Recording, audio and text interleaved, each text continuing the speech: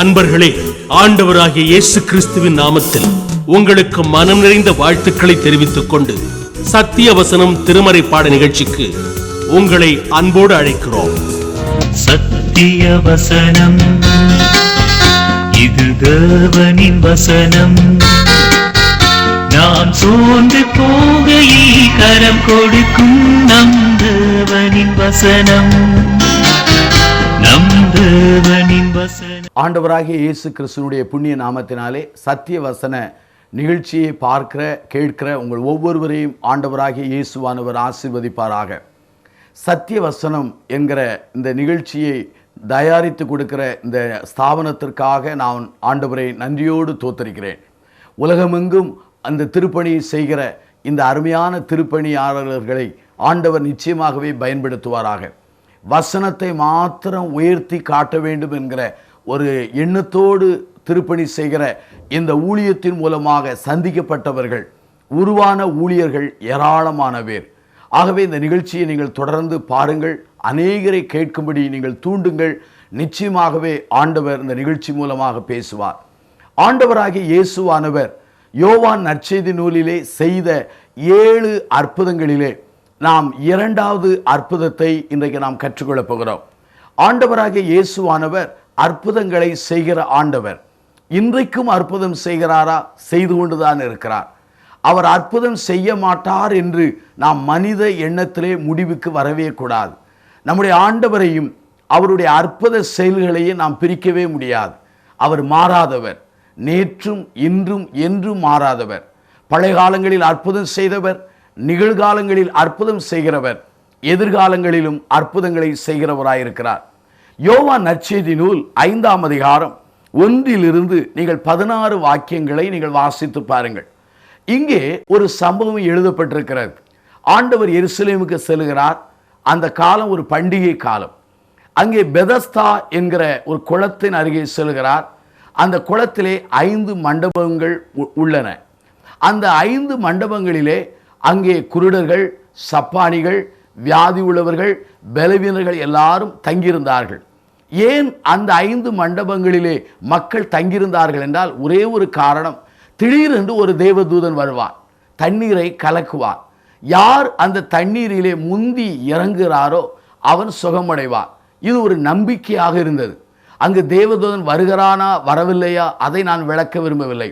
அவன் வந்தான், தண்ணீரை கலக்கினான். யார் முந்தி இறங்கினாரோ அவர்கள் சுகமடைந்தார்கள்.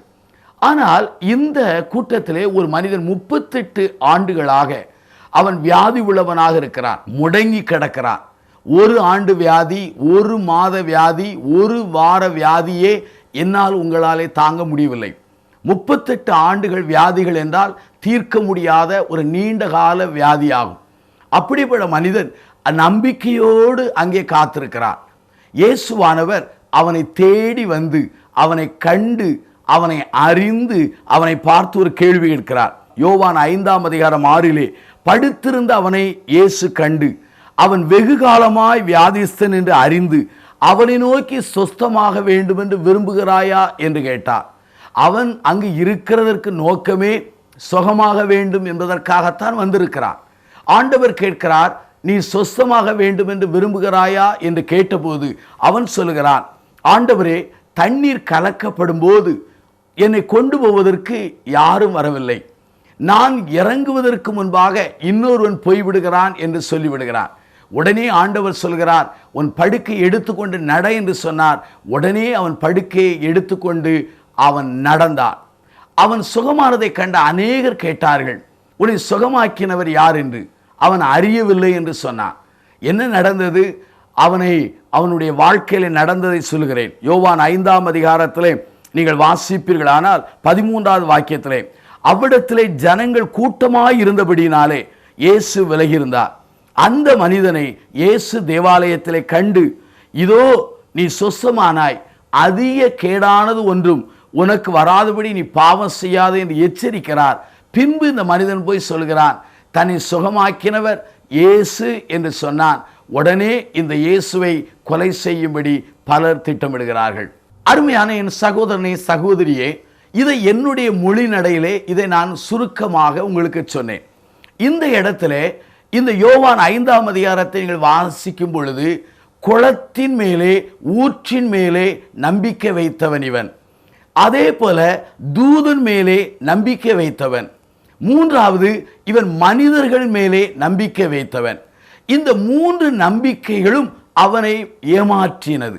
ஒருவேளை ஊற்றின் மேலே குளத்தின் மேலே நம்பிக்கை வைத்தான், அது அவனுக்கு சுகத்தை தரவில்லை. தூதன் மேலே நம்பிக்கை வைத்தான், அது அவனுக்கு சுகத்தை தரவில்லை. அதே மனிதர்கள் தன்னை கொண்டு போவார்களோ என்று நம்பிக்கை வைத்தான், அவர்களும் அவனுடைய நம்பிக்கைக்கு ஈடு கொடுக்க முடியவில்லை. அந்த சூழலில் தான் கைவிடப்பட்ட அந்த மனிதனை ஆண்டவர் தேடி வருகிறார். அருமையானவர்களே, இங்கு இந்த மனிதனுடைய பெயர் சொல்லப்படவில்லை. வியாதி உள்ள ஒரு மனிதனை இயேசு கண்டு. அப்படியானால் இந்த வியாதியினுடைய நிலையை நான் சொல்ல விரும்புகிறேன். இந்த வியாதி உள்ளுடைய நிலைமை ஒரு மிகவும் பரிதாபமான நிலைமை. காரணம் என்னவென்றால், செயல்படாத ஒரு மனிதன். அங்கே வேத வசனம் சொல்கிறது, 38 வருஷம் வியாதி இருந்த மனிதன், படுத்திருந்த மனிதன், நடக்க முடியாத நிலையில் இருந்த மனிதன், தன் படுக்கை எடுத்துக்கொண்டு உலாவ முடியாத நிலையில் இருந்த மனிதன். அப்படியானால் இந்த வியாதி உள்ளவன் சொல்ல வேண்டும் என்றால் அவன் டிஸ்ஏபிள்டு மேன் என்று சொல்லலாம். அதாவது முடங்கி கிடந்த ஒரு மனிதன். இன்னும் சொல்ல வேண்டும் என்றால் ஏமாற்றத்தோடு இருந்த மனிதன். ஏனென்றால் சொல்கிறான், நான் முந்தி தண்ணீரில் இறங்குவதற்கு முன்பாக வேறொருவன் முந்திக் கொள்கிறான், என்னை கொண்டு போவதற்கு யாரும் இல்லை என்று சொன்னான். காரணம் என்ன? 38 ஆண்டுகளும் விடுதலை வரும் என்று எதிர்பார்த்து கண்களெல்லாம் அவனுடைய நம்பிக்கையிலே பூத்து போயிருந்தது. ஆகவே தோல்வியை, ஏமாற்றத்தை சந்தித்த மனிதன். இன்னும் சொல்ல வேண்டுமென்றால் அவனுடைய வாழ்க்கையிலே ஒரு இடத்திலே கூட ஜெயமில்லை. 38 ஆண்டுகள் அவன் ஏமாற்றங்கள், தோல்வியோடு இருந்த ஒரு மனிதன். அவனோடு இருக்கிற 5 மண்டபத்தில் இருக்கிற மக்களுடைய நிலைமையை பாருங்கள். யோவான் 5ஆம் அதிகாரம் 3ஐ பாருங்கள். அந்த 5 மண்டபங்களில் அவனோடு இருந்த உடன் பங்காளிகள் யார்? உடன் நண்பர்கள் யார்? உடன் இருந்தவர்கள் யார்? குருடர்கள், சப்பானிகள், சூம்பின உறுப்பை உடையவர்கள், முதலான வியாதிக்காரர்கள் தான். அருமையான என் சகோதரனே, சகோதரியே, உன்னுடைய வாழ்க்கையில் இந்த செய்தியை கேட்டு கண்டு கொண்டிருக்கிற உன் ஜீவியத்தை நீ சிந்தித்து பார். உன் வியாதி ஒருவேளை 1 வருட வியாதி இல்லாமல், 2 வருட வியாதி இல்லாமல், ஒருவேளை எவ்வளவோ நீண்ட காலமாக வியாதியோடு நீ போராடி கொண்டிருக்கலாம். நம்பிக்கையோடு எதிர்பார்த்தாய், மனிதர்களை நம்பினாய், மருத்துவர்களை நம்பினாய், தூதர்களை நம்பினாய், ஊற்றுகளை நம்பினாய், குளங்களை நம்பினாய், அல்லது ஒருவேளை உன்னை உதவி செய்யக்கூடிய மனிதர்களெல்லாம் நம்பினாய். உன் வாழ்க்கையில ஏமாற்றம், தோல்வி, சோர்வு, அப்படிப்பட்ட நிலையில் முடங்கி கிடக்கிறாயா? உன்னை நேசிக்கிற ஒரு ஆண்டவர் இருக்கிறார். யோவான் 5ஆம் அதிகாரம் 6வது வசனத்தை பாருங்கள். படுத்திருந்த அவனை இயேசு கண்டு, அவன் வெகு காலமாய் வியாதிஸ்தன் என்று அறிந்து அவனை நோக்கி சொஸ்தமாக வேண்டும் என்று விரும்புகிறாயா என்று கேட்டார். இங்கே ஆண்டவராகிய இயேசுவானவர் அவனை நேசித்து கர்சனையோடு அவனை தேடி வருகிற ஒரு தெய்வமாக அல்லது மேசியாவாக இருக்கிறார். இவ்வளவு 5 மண்டபங்களில் இருந்த அந்த திரளான வியாதிசு மத்தியிலே இவன் ஒருவனை ஆண்டவர் தேர்ந்தெடுத்தார். பாருங்கள், அதற்கு காரணம் இவனுடைய இனமா, இவன் குடும்ப பாரம்பரியமா, அல்லது இவனுடைய வாழ்வின் படிப்பா? இல்லவே இல்லை. அவனை தேடி வந்தது ஆண்டவருடைய சுத்தமான கிருபை. அவனை தேடி வந்தது மாத்திரமல்லாமல் அவனை பாதுகாக்கவும் ஆண்டவர் வினார். நடக்க முடியாத அவனை, செயல்படாத அந்த மனிதனை தன் படுக்கை எடுத்துக்கொண்டு அவனை நடக்கத்தக்கதாக அவனுக்கு பாதுகாப்பும் உதவி செய்யும்படி வந்தவர்தான் ஆண்டவராகிய இயேசுவானவர். அது மாத்திரமல்லாமல் அவனுடைய வாழ்க்கையிலே அவனை விடுவிக்கும்படியாக, அவனை ரட்சிக்கும்படியாக வருகிறார். எதிலிருந்து ரட்சிக்கும்படியாக? 38 ஆண்டுகள் வியாதியா இருந்த அவனை ரட்சிக்கும்படியாக அவனை தேடி வந்தார். அருமையான என் சகோதரனே, சகோதரியே, நீண்ட காலமாக நம்பிக்கையோடு விடுதலை வரும், ஆசீர்வாதம் வரும், என்றைக்கு என் வாழ்க்கையிலே ஜெயம் வரும் என்று சொல்லி எதிர்பார்த்து கொண்டிருக்கிறாயா? சோர்ந்து போனாயோ, அல்லது திகைத்து போனாயோ, கலங்கி போனாயோ? ஆனால் இப்படிப்பட்டிருக்கிற உன்னை எவ்வளவு திரளான கோடிக்கணக்கான மக்கள் மத்தியில் நீ வாழ்ந்தாலும் உன்னை தேடி வந்து உனக்கு உதவி செய்து உன்னை தாங்கி உன்னை மாற்றுகிற ஒரு ஆண்டவர் யார் தெரியுமா? ஆண்டவராகிய இயேசுவானவர். கணவன் உன்னை கைவிடலாம், மனைவி உன்னை கைவிடலாம், பெற்றெடுத்த உன் பிள்ளைகள் கைவிடலாம். நீ வளர்த்த உன் உடன்பிறப்புகள் உனக்கு தன் வாசல்களை மூடலாம்.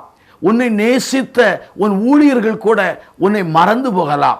உன்னுடைய சமூகத்தில் இருக்கிற அநேகர் உன்னை தெரியாதவர்கள் போல உனக்கு முன்னாலே நடந்து செல்லலாம். யார் உன்னை கைவிட்டாலும், யார் உன் வாழ்க்கையில கலங்கி போனாலும், அதை யார் உன்னை மறந்து போனாலும், உன்னை மறக்காத ஆண்டவர் யார் தெரியுமா? என் ஆண்டவரும் உன் ஆண்டவரும் ஆகிய கர்த்தராகிய இயேசுவானவர் தான்.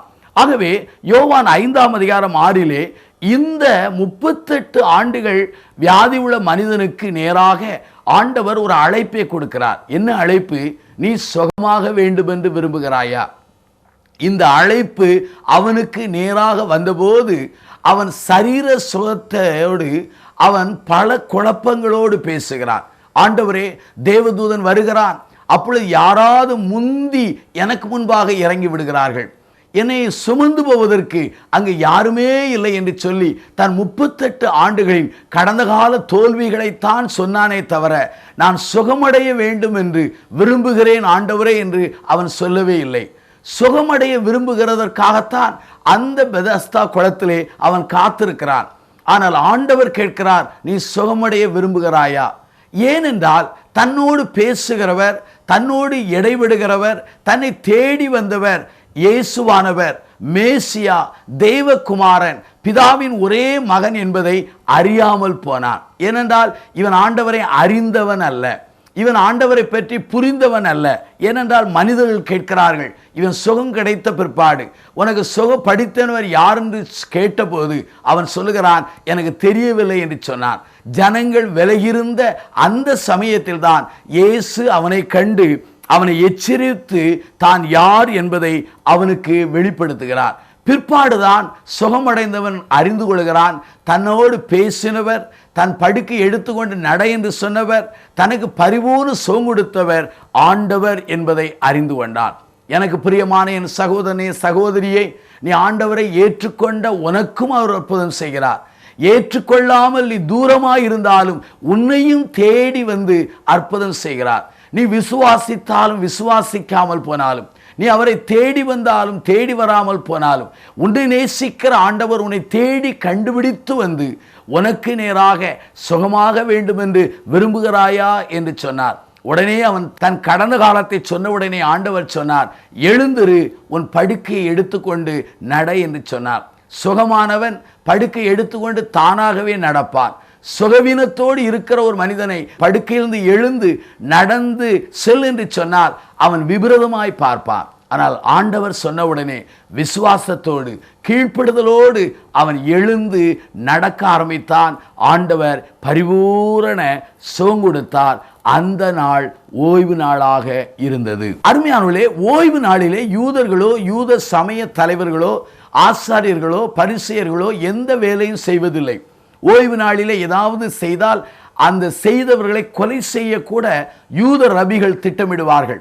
ஆனால் ஆண்டவர் அற்புதம் செய்த அந்த நாள் ஓய்வு நாள். ஓய்வு நாளிலே அற்புதம் நிகழ்ந்து இந்த மனிதன் சுகம் பெற்ற உடனே கேட்கிறார்கள் மனிதர்கள், உனக்கு அற்புதத்தை உன்னை நடக்க வைத்தவர், உனக்கு சுகம் கொடுத்தவர் யார் என்று சொன்னபோது அவன் சொல்லுகிறான், தெரியவில்லை என்று சொன்னான். பிறகு ஆண்டவர் அவனை சந்தித்து தான் யார் என்று சொல்லி அவனுக்கு எச்சரிப்பை கொடுத்த பிற்பாடுதான் இவன் இயேசு தான் தனக்கு சுகம் கொடுத்தார் என்று அறிந்து அதை மற்றவர்களுக்கு அறிவித்தான். அதனாலே மற்றவர்கள் இயேசுவை கொலை செய்ய திட்டமிட்டார்கள். அருமையான என் சகோதரனே, ஆண்டவர் இவனை தேடி வந்து சுகமாக வேண்டும் என்று விரும்புகிறாய் என்று சொன்னார். அவனுக்கு சுகம் கொடுத்தார். சுகம் கொடுத்தோடு நின்று விட்டாரா? எச்சரிக்கிறார். அதிக கேடானது ஒன்று வராதபடி நீ எச்சரிப்பாக நடந்து கொள். இதை சொல்லும்போது நான் கொஞ்சம் புரிந்து கொள்கிறேன்.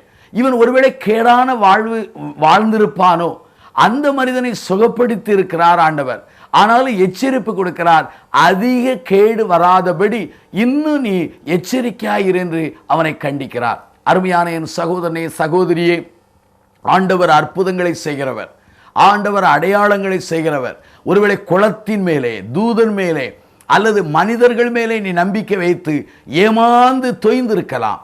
ஆனால் உன்னை தேடி வருகிற ஆண்டவர் இயேசுவானவர். அவரை தேடி வருவாயானால் அவர் உன்னை தேடி வரும்போது, அவர் உன்னோடு இடைபடும் போது, அவர் சொல்லுகிறபடி நீ கீழ்ப்படிந்து நடக்கும்போது அசாதாரண காரியத்தை செய்வார். அசாதாரண காரியத்தை செய்கிறது மாத்திரமல்ல, அவர் உன் வாழ்வுக்கு தொடர்ந்து நீ நல்ல வாழ்வு வாழத்தக்கதாக எச்சரிப்பை கொடுக்கிறார். ஆண்டவர் அற்புதம் செய்தால் ஆண்டவருக்கு மகிமை காணப்படும். ஆண்டவர் யாருக்கு அற்புதம் செய்கிறாரோ அந்த அற்புதத்தை பெற்றுக்கொள்கிறவனுக்கு விடுதலையும் சுகமும் காணப்படும். ஆனால் அதே சமயத்தில் ஆண்டவர் இந்த அற்புதம் செய்ததினாலே அந்த மனிதனுக்கு விடுதலை, ஆண்டவருக்கு மகிமை. ஆனால் என்ன நடந்தது? அவருடைய விரோதிகள் இயேசுவை கொலை செய்ய அவர்கள் திட்டமிடுகிறார்கள். என் அருமையான சகோதரனே, சகோதரியே, ஒரே ஒரு காரியத்தை மறுபடி சொல்கிறேன். நீ குளத்தை நம்பாதே அல்லது ஊற்றை நம்பாதே. வானத்திலிருந்து இறங்கி செயல்படுகிற தூதன் மேல் கூட நம்பிக்கை வையாதே, அல்லது உனக்கு உதவி செய்கிற மனிதர்கள் மேலே நம்பிக்கை வையாதே. ஆனால் ஆண்டவராகிய இயேசு மேலே நம்பிக்கை வைப்பாயானால் 38 ஆண்டுகள் வியாதியா இருந்த மனிதனை நடக்க வைத்து செயல்படுத்தின ஆண்டவர் இன்றைக்கும் உதவி செய்ய வல்லவராயிருக்கிறார். என் வாழ்க்கையில 2 கால்களும் திடீரென்று விளங்காமல் போனது. எல்லாரும் என்னை கைவிட்டார்கள். கண்ணீர் விட்டு அழுதேன். என் தாய் அழுதாள். எல்லாரும் திருச்சபையார் அழுதார்கள். ஆனால் ஆண்டவர் ஒரு நாள் ஆச்சரியமாக சுகப்படுத்தினார். ஒரு மருத்துவர் சொன்னார், 6 ஆண்டுகள் 7 ஆண்டுகள் உயிரோடு இருப்பாய் என்று சொன்ன மருத்துவர் இறந்து போனார். நான் இன்றைக்கு 18 19 ஆண்டுகள் உயிரோடு இருக்கிறேன். காரணம் என்ன தெரியுமா?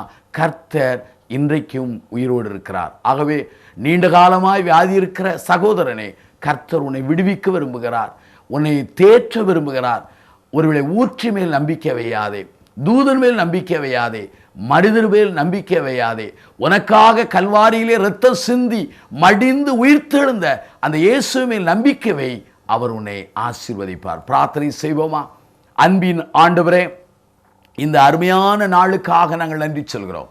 ஆண்டவரே, இந்த சத்திய வசனத்தின் மூலமாக ஆண்டவரே சொல்லப்படுகிற இந்த நிகழ்ச்சியை காண்கிற கேட்கிற மக்களை நீர் ஆசீர்வதிக்கும்படி நாங்கள் பிரார்த்தனை செய்கிறோம்.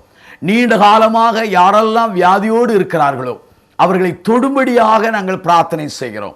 அவர்கள் மனிதர்கள் மேல் நம்பிக்கை வைத்திருக்கலாம், தூதர்கள் மேல் நம்பிக்கை வைத்திருக்கலாம், அல்லது ஊற்றுகள் அல்லது குளத்தின் மேலே நம்பிக்கை வைத்திருக்கலாம். ஆனால் இன்றைக்கு அந்த நம்பிக்கை வீணானது என்பதை அறிந்து சோர்ந்து திகைத்து முறுமுறுத்து கொண்டு நம்பிக்கையில்லாத நிலையிலே வாழ்க்கை நாளை ஓட்டி கொண்டிருக்கிற அந்த மனிதர்களை, சகோதரிகளை நீ தொடும்படியாக செபிக்கிறோம். அவர்களுடைய நம்பிக்கையை புதுப்பிக்கத்தக்கதாக இயேசுவினிடத்தில் அவர்கள் திரும்பவும் கல்வாரியை நோக்கி உற்று பார்க்கவும் நீ உதவி செய். யாரெல்லாம் உம்மை நோக்கி உற்று பார்க்கிறார்களோ அவர்களை தொடுவீராக, விடுதலை தருவீராக. எங்கள் ஆயுசு காலம் உம்முடைய கையில் இருக்கிறதற்காக நன்றி சொல்கிறோம். அற்புதங்களை செய்வீராக. இயேசுவின் நாமத்தில் ஜெபிக்கிறோம் ஜீவனுள்ள பிதாவே, ஆமென்.